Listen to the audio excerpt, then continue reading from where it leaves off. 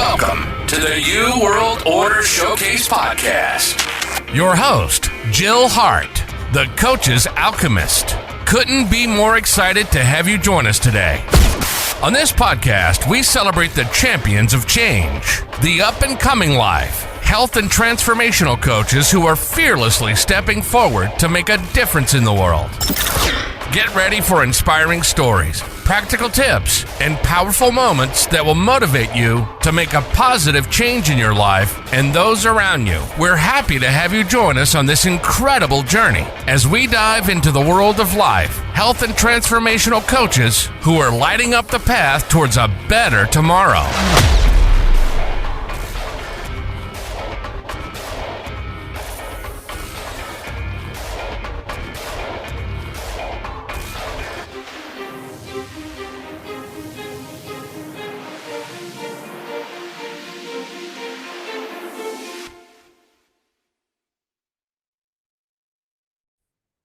Hi, and welcome to the New World Order Showcase Podcast. Today we are speaking with Erin Orekar.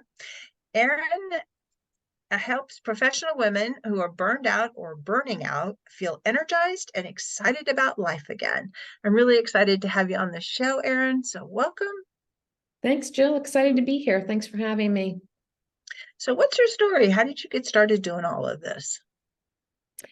Yeah, that's a great question. I experienced my own health crisis, which led to a medical leave in a former career path. And it was extremely healing. And I got very interested in nutrition. And so I had worked in corporate healthcare and IT and insurance and more the financial and like very savvy about insurance and reimbursement and claims and the whole financial business of healthcare. And I never felt really connected to solving or being connected to really the deeper issues going on in healthcare. And so I decided to go to graduate school full-time to learn about nutrition and integrative health. And that experience really taught me life skills, and things that I learned from that I now use to teach to my clients, and really to uncover what is at the root of their energy depletion. And it's really much broader than nutrition. It's really multiple aspects of their life, and trying to dial that in and really look at, for that specific person, what might be their energy drainers. What might those look like for various people? Yeah, that's a great question. It really can depend. A lot of it can be emotional and mental. It can be perception of their life and whether they have control over it or not. It can look like having a victim mindset or having an empowered mindset, and helping people to identify which camp they fall into. And if they're wanting to explore more, helping them to really work through that, along with the physical health. So what kind of people would be drawn to you? I know you said you help professional women, but what kind of, like, where would they be in their career? What would they be experiencing? What kinds of things would cause them to want to, like, recognize that they're burning out, I guess is the best way to put it. Yeah, so that's a great question. There's probably a few types. One is probably the young working mom who is really managing a full-time career, managing young children, managing a household, and not really knowing how to do all of that. That's one type. Another type might be someone who has had or is developing a chronic disease that's really forcing them to reevaluate their life, because it's a pretty major a major event like an autoimmune condition, cancer, something that's really preventing their quality of their life. And then I would say another type is a woman who just does not feel satisfied in life.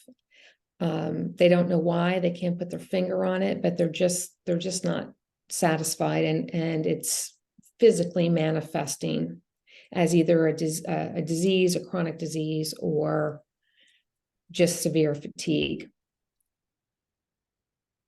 So when you work with these women, how do you work with them? Is it like a group setting? Is it one-on-one? Currently, it's one-on-one. I'm looking to expand into a group program in the near future, but right now it is one-on-one. And what kinds of things do you look at? I recognize that you take a way more holistic approach to people's health than just, come in and tell me what hurts and we'll give you a Band-Aid. Yeah. So Yeah. So it's really up to the individual and how deep they want to go. I am also trained in functional medicine. So if they are interested in really looking at data, and a lot of them are, if they're coming from a professional career, they're used to looking at numbers and spreadsheets and data. So I will recommend specific testing for them, and then we can really come up with a customized plan, not only on the physical level, but also to support their emotional, mental health as well. So that can be really eye-opening, because many of them don't know or have no awareness that there's something else deeper going on with their physiology and their biochemistry. And until they see it on a test result and they see how far off they are from not even normal range, but from optimal range, that usually gets their attention, and they're more on board with working on it because they see how far off they really are. talk about the differences between like Western medicine, the traditional MD doctor, functional medicine, and integrative medicine. Because we throw these terms around like, everybody knows what that means. But I think a lot of people really are confused about what the differences are and why you might want to choose one over the other. Yeah, that's also a great question. And I think there's a couple different definitions to explain these. But when I think of conventional medicine, I think of insurance-based medicine, which is what most people are familiar with. So it's covered by insurance, either through an employer or through the government, or if you're self-employed, if you have your own insurance. And it's, typically a brief encounter with a medical provider, and you're typically, whatever the reason you're going in for, you're given a diagnosis, and typically the recommendations will be a medication. Sometimes lifestyle, depending on the medical provider, it really just depends, but that's usually the model that most of us are used to. And then, integrative people have, and functional medicine, people have different definitions for that. Some medical providers think of integrative as a combination of complementary, alternative, and conventional. I think of integrative as really more addressing the whole person, not necessarily the modality, but looking at them more than just a physical body with physical biomarkers and using either supplements or medicine to fix the issue. It's much broader than that. And functional medicine, that's another one. I don't know what the exact definition is by the Institute for Functional Medicine, but it really is looking at more of a systems biology approach, where instead of in the conventional medical world where you have different systems or body parts by different specialists, that these systems interact with each other and have impact on each other and can imbalance each other, that you're looking at it from an overall body system instead of just someone for your heart, someone for your bones, someone for your skin, someone for your hormones. It's really looking at the full picture. Interesting how we've progressed over the years from even, just back in the early 1900s, where you've got people who are the country doctor that, you go to and he tries to fix you up as best he can, to all the way on the other side where we're installing mechanical bits to replace biological bits in bodies. It's just like we've come so far, and we seem to be rounding that corner and coming back a little bit towards, let's look at the whole body and the person that's part of the body, because it's not just like, we're not just a body. We're a body and a mind and a spirit. We have emotions and we have experiences and we have traumas and we have all of these things, lifestyles that affect how we feel, how our bodies act. And it's really nice to me to see that there are people out there who are coaches or practitioners who are looking at the whole individual and spending more time with them to get to know really what's causing these problems. And the whole one-on-one approach, even in a group setting, you can help people a lot, because sometimes people will ask questions that you may be thinking of or that you haven't even thought of, that provide the solution that you're looking for. Yes. Yeah. Yeah, that's very true. And oftentimes people are so busy that they don't have time for self-reflection, or people that are asking them bigger questions. And that in itself can be very healing. Yeah, just taking the time. When you're talking about the people that you serve, that, busy moms, people who have a career and babies, man, that's a tough season in life for anybody, but especially if you're a career person and trying to be, super mom. I walked in those shoes and I don't wish it on anybody. But even, other busy professionals, they could be married, they could have other obligations in their life, they could be taking care of parents. I mean, that too. This is a big thing that many in the sandwich generation are running into. They've got elderly parents who are living longer, and they may not be all that healthy, and they need to take care of them, and they don't have time to take care of themselves, and so they're suffering too. And they may have like teenage kids and elderly parents. Is like a horrible combination. It is. I've had clients like that as well, so thank you for bringing that up. Yes. Yeah, And it's where you're wearing multiple hats. Yes. yeah, you're trying to be the good kid and still be, the responsible parent. And kids have so many needs of their own, especially when they're teenagers. They have all of these obligations, but no driver's license.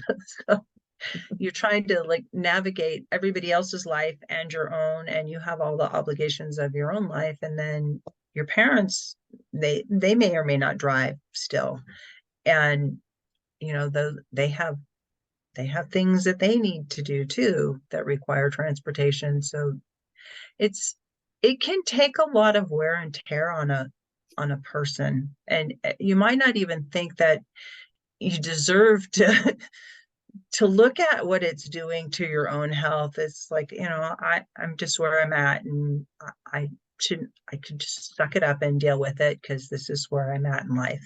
But it's not necessarily true. And when you find that you're in those kinds of situations, reaching out for help to somebody like Erin, who, you can offer help more than just for the physical expression of what's going on. And people in those conditions, they're fatigued for a reason.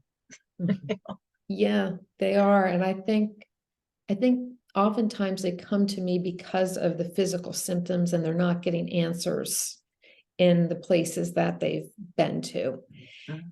And oftentimes the feedback I get, it's like I mentioned, it's really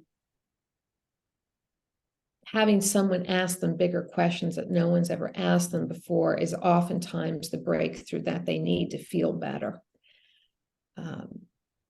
So yeah. Simple things can have huge repercussions. Even little things like boundaries. Mm-hmm. When you're dealing with a lot of different pressures from different directions coming at you without boundaries and without realizing that it's okay to set boundaries. You have that right as a human being to say Mm-hmm. here, no further, and I can only do what I can do. Eh, Yeah, Yeah. because when you get burned out and you're not really able to serve anybody, and it No. could cost you your job because you get pulled in so many directions, your job and your health. Yes, that's very true. And I've had a client that actually had to quit her job because her fatigue was so bad. She just could not keep up with demands of everything else. So that is true. Yeah. And I think we're trained to be people pleasers on such a great level as women in the Mhm. world that it's just like, oh, we can do it. Yeah, sure, I could do that too.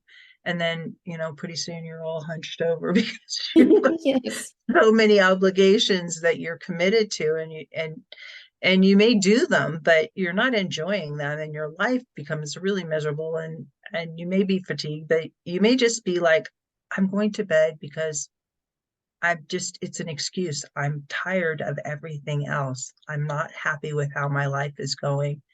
And then, when you start going down that path, then you start having your body tends to respond to whatever you're telling it. It's like, Yes. I just want some time to myself, and you'll end up with the flu. So you can have time to yourself in bed, not It's feeling. true. That's how it used to manifest for me. I used to call it my stress cough, and it was my immune system. I know now it was my immune system going off the rails. And anytime I would feel that cough, I would think about the times that cough would happen, and it was always very high periods of stress. Mhm. Yeah, Yeah, it's always talking to you. Your body is always talking to you. you got a message, and if you Yeah. listen, it's like it's really loud. But if you're not listening, it has to keep yelling at you, and you know it might just be your big toe hurts, and Right. then next week your big toe hurts and your stomach hurts, and Mhm. then the next week it's your big toe, your stomach, and your eye is twitching. Yes, it's a combination. And I don't think this is something that women share with other women, that they're experiencing these physical symptoms. I don't think it's part of a normal conversation exchange. Yeah. I think so too. I think we're just trained to, like, you know stuff's gonna hurt, get over it. And maybe it's because menstruation causes so many different biological things to happen to you that we just kind of get used to, like, there's going to be times when you're just not going to feel good. That's life. For Right. us, that is life a lot Yeah. of the times. And um but having gone past menopause, and my husband is retired and we walk, and Hmm. he's actually on disability because he has some neuropathy happening in his feet, and he was a truck driver. So it's interesting to listen to him talk. I mean, he's in great shape for his age. Hmm. And he likes to go to the gym and he works out and he eats, pretty well. But he complains about, all of these body parts that are causing him problems. And we talk about it and I make suggestions and he doesn't change anything and he still complains. And then he wants to go to the doctor. And it's like, we've been to the doctor. Do you think you're going to get a different answer if you go to the doctor again? Because, nothing's changed. Yeah. Yeah. Well, that's where, the support piece comes in, whether it's working one-on-one with a practitioner or having a group of other people experiencing similar things. I think support is the number one thing so that people don't feel alone and they have somebody to guide them through it. Yeah. And his number one complaint is that Google is absolutely no help. Yeah. Not sure he's not part hypochondriac, but we had to make sure they didn't have cancer and all of these other things that he was sure was happening. But he's not in any pain. Good. It's like Good. you're not in any pain, and yet you're wanting to spend thousands and thousands of dollars to do all these tests because we don't have medical insurance. Okay. We have catastrophic insurance, but I don't Sure. really have a lot of respect for most doctors out there other than for critical care. Sure. But it's like, what is your expectation when we're going in here? What do you hope to find out? Because you shouldn't just go to the doctor and say, hey, here I am, what's wrong with me? Because unless you have really deep pockets, you're not going to get any answers. Yeah, I mean, I think part of my journey and what I think I help my clients with is really helping them to take ownership of it. And I'm not a replacement for a physician. I don't diagnose, I don't treat, and I would never, say that I do that, or I always have them work with a medical provider. If there is a true medical issue, that's probably who they should be seeing. However, I think, there's a real change in mindset from, why is this happening to me? I need someone outside of me to fix it, to, how am I co-creating this? What is this here to teach me? And I'm ready to take ownership for it.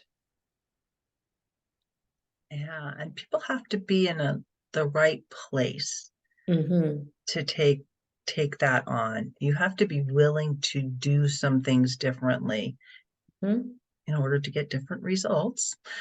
But yes.